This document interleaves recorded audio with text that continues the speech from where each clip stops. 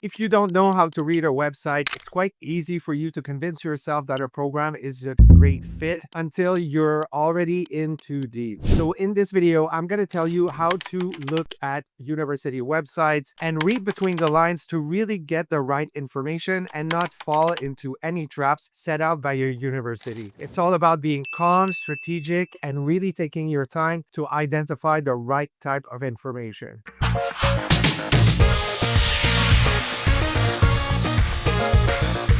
So when you look at a website, it's really important to not fall into the traps of certain key or buzzwords that you can find, such as interdisciplinary, innovative, supportive. The goal as you go into the program, it is as you start looking at the way it is structured, it's really important for you to pay attention to what is described the most and with more depth.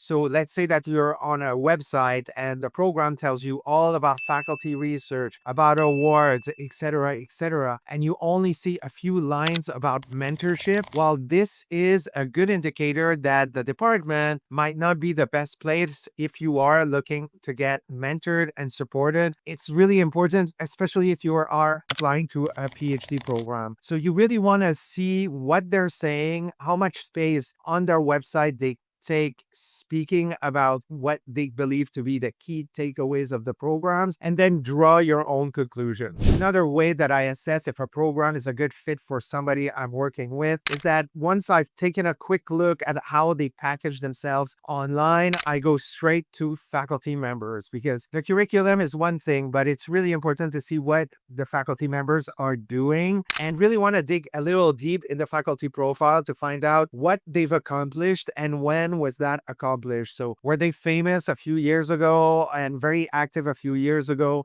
but since they got tenure, they're kind of taking it easy? What are their awards? Where are their publications? Is it recent or is it a long time ago? That should give you a good indication of what type of activity you can find in the program. Same thing about their methodological approaches, especially if you're applying to a PhD or you're moving towards a master's programs that is a bit more research focused. You really want to see, what they work on, but their approach in general. And you really want to pick an approach that's going to be in alignment with the way you want to work and to conduct the research while you are in this program. So you really want to stay away from the area strength list that they usually introduce on websites, and you want to dig a little deeper to find out if they actually back it up. If you can't imagine having a real conversation with one or two faculty in the program about your interests, then this is a sign that this department might not be the right fit for you. The next step I take when I look at these websites, and you should do this too, is to actually look at the actual funding. So keep in mind that if a program is fully funded, whether it's a master's or a PhD program, they will spell it out loud and put it very clearly on their website. So if you find yourself in a situation where you're looking at a program, they talk about funding for students, but it takes you 2-3 clicks to actually find the real information about this type of funding. And you see things like funding may be available, external funding, partial funding, upon application, any type of term that says that the money there's an extra hoop for you to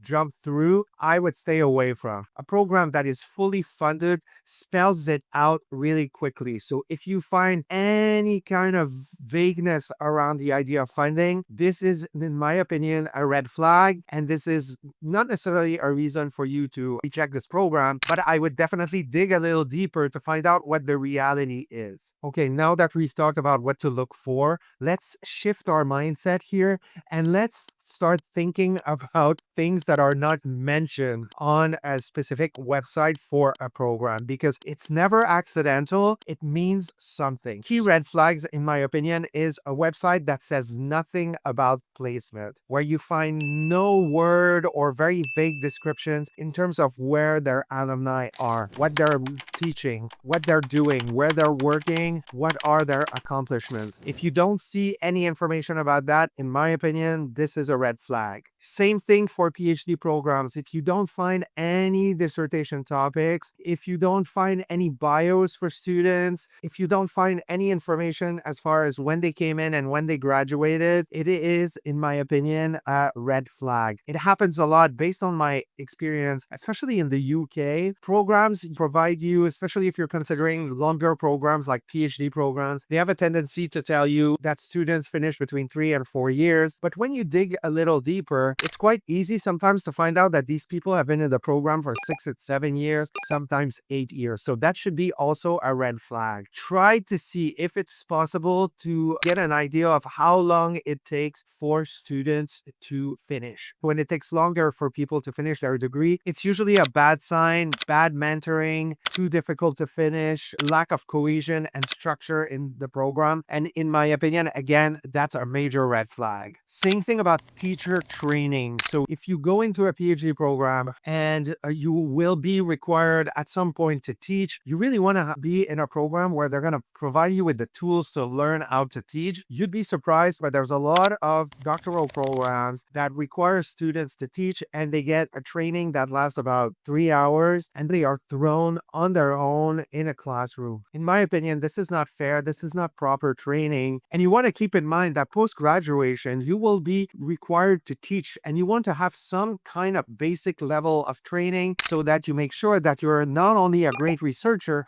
but an effective teacher. So if you find no mention about that level of training, it is, in my opinion, a red flag. And finally, professional development is also very important. Whether you go into tenure track career or not, you want to be in an environment where there is some kind of professional development that is embedded within your program. It's really important for you to find out on the website if they are providing you with tools and any kind of training for you to go on the academic job market, for example. They should have workshops where they're going to help you with the letter of application for jobs, the interview skills, how to build your CV and resume, how to network, etc., etc. This should be an intricate part of a research-focused program that is designed to form and train future scholars. Same thing could be said too about non-academic jobs, and that's probably even more important in my opinion than academic jobs when we look at PhD programs and we look at the number of people who end up with a tenure track job. So if you are going into a PhD program, it's really important to really identify if there are any opportunities within the department for you to get some type of training to seek for employment outside of academia. If there is no internal training in your program